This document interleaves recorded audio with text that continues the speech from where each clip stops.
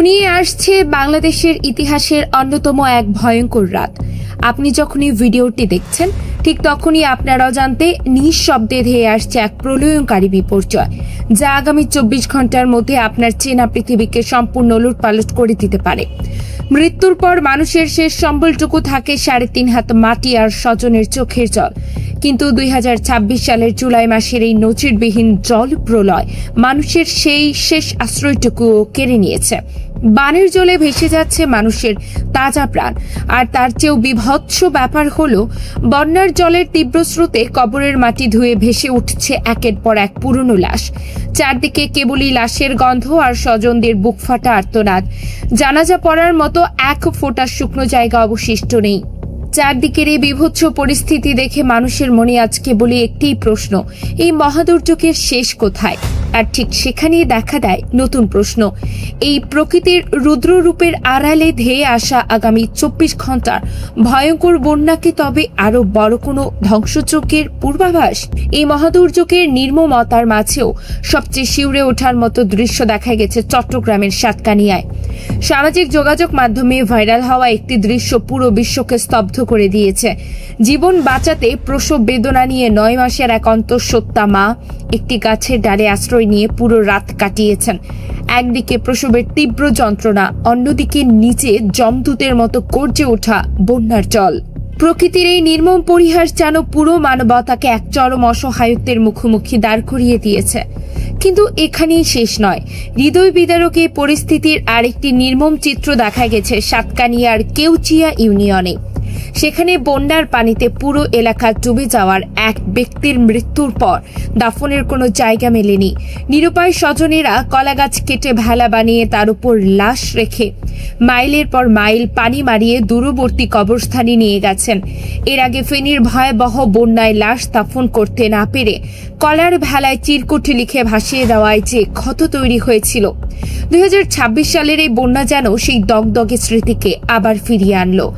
বানের জলে কেবল বড়রাই নয়, ভেসে গেছে নিষ্পাপ শিশুদের প্রাণও। সাতকানিয়া, বাঁশখালী ও কক্সবাজারের রোহিঙ্গা ক্যাম্পে বন্যার তোড়ে ভেসে যাওয়া অবুঝ শিশুদের নিথর দেহ যখন পানিতে ভেসে উঠেছে, তখন প্রকৃতির এই নিষ্ঠুরতা দেখে পাথর হয়ে গেছে মায়ের বুক। দুর্যোগ ব্যবস্থাপনা ও ত্রাণ মন্ত্রণালয়ের সর্বশেষ তথ্য অনুযায়ী বন্যা ও পাহাড় ধসের ঘটনায় ইতিমধ্যেই প্রাণ হারিয়েছেন 44 থেকে 50 জনেরও বেশি মানুষ। পানিবন্দী হয়ে পড়েছেন লাখো লাখো পরিবার। খাগড়াছড়ি, রাঙামাটি, বান্দরবান, কক্সবাজার, চট্টগ্রাম, মৌলভীবাজার ও হবিগঞ্জের মোট 58টি উপজেলা এখন সম্পূর্ণ বন্যা কবলিত। আর ঠিক সেখানেই দেখা দেয় সবচেয়ে বড় রহস্য এবং রোমহর্ষক প্রশ্ন, এত বড় একটি জাতীয় দুর্যোগ ঘটে যাওয়ার পরও দেশের মূলধারার গণমাধ্যমগুলো কেন রহস্যজনকভাবে নীরব?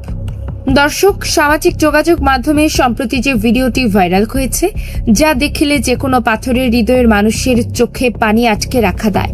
ভিডিওতে দেখা যাচ্ছে বন্যার তীব্র স্রোতে একটি কবর থেকে সদ্য দাফন করা এক ব্যক্তির মৃতদেহ পানির উপরে ভেসে উঠেছে। বেওয়ারিশ মৃতদেহটি স্রোতের তোড়ে ভাসছে আর মানুষ অসহায়ভাবে তা দেখছে। এটি কেবল একটি বিচ্ছিন্ন ঘটনা নয়, বরং পুরো চট্টগ্রাম বিভাগের বর্তমান অবস্থার এক করুণ প্রতিচ্ছবি। বন্যার তীব্রতা এতটাই ভয়াবহ রূপ নিয়েছে যে জীবিত মানুষের মাথা গোজার ঠাঁই তো নেই, মৃত মানুষের শেষ আশ্রয়স্থল কবরস্থানগুলো এখন পানির নিচে।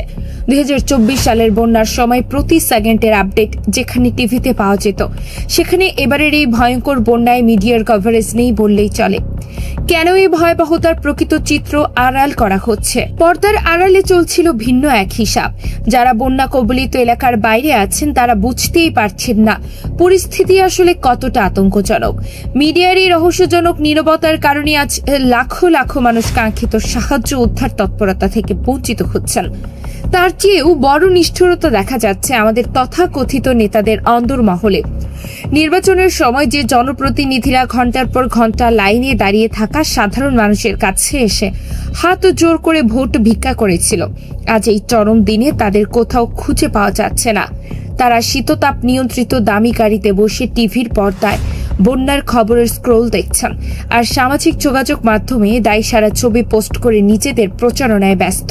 সরকারি ত্রাণের নামে যা হচ্ছে তাও যেন এক চরম প্রহসন।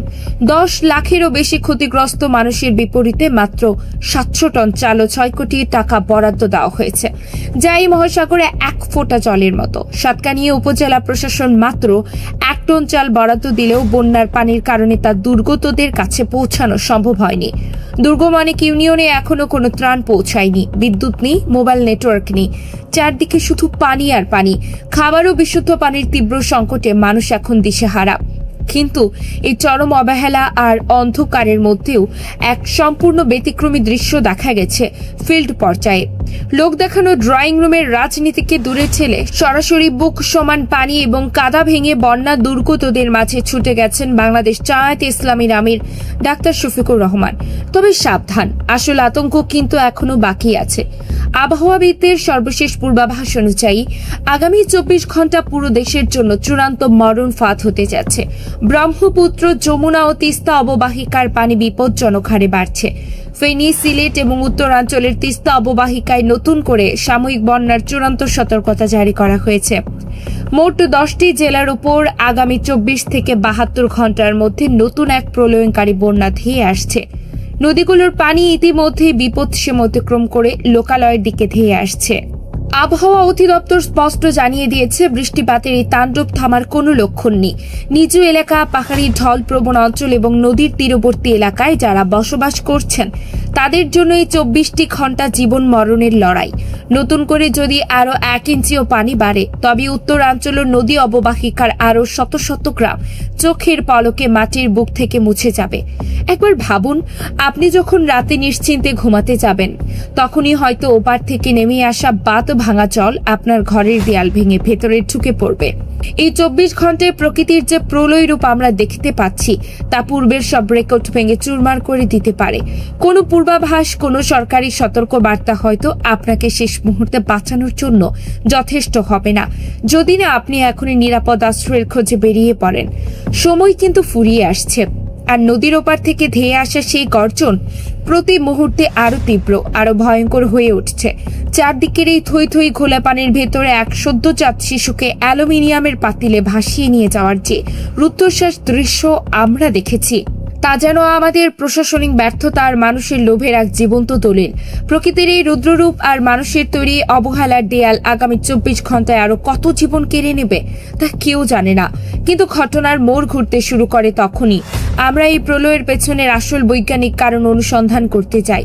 আবহাওয়াবিদদের মতে বঙ্গোপসাগরে সৃষ্টি হওয়া একটি বিশাল নিম্নচাপ, যার ব্যাস ছিল প্রায় 700 থেকে 800 কিলোমিটার। তার স্থল নিম্নচাপ আকাশে উড়িষ্যা হয়ে ভারতের ঝাড়খণ্ড এলাকায় অবস্থান করছিল। এই দানবীয় নিম্নচাপটি সাগর থেকে বিপুল পরিমাণ জলীয় বাষ্প টেনে আনে। চট্টগ্রাম ও কক্সবাজারের পাহাড়গুলো সাগর থেকে আসে এই আর্দ্র বাতাসকে বাধাগ্রস্ত করে দ্রুত উপরের দিকে তুলে দেয়।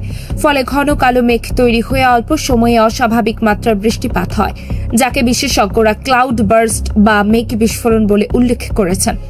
এই মেঘ বিস্ফোরণের কারণে পাহাড় কাঁপছে, ফুলে ফেপে উঠছে নদী, আর বানের পানিতে তলিয়ে যাচ্ছে একের পর এক জনপদ।